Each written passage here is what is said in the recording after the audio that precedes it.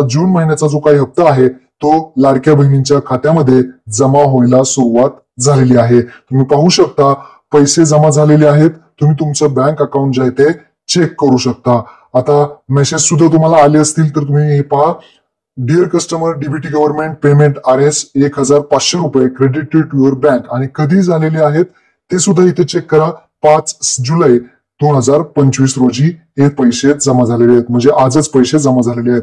तर तुमच्या खात्यामध्ये पैसे झालेले आहेत का हे कमेंट बॉक्समध्ये सांगा।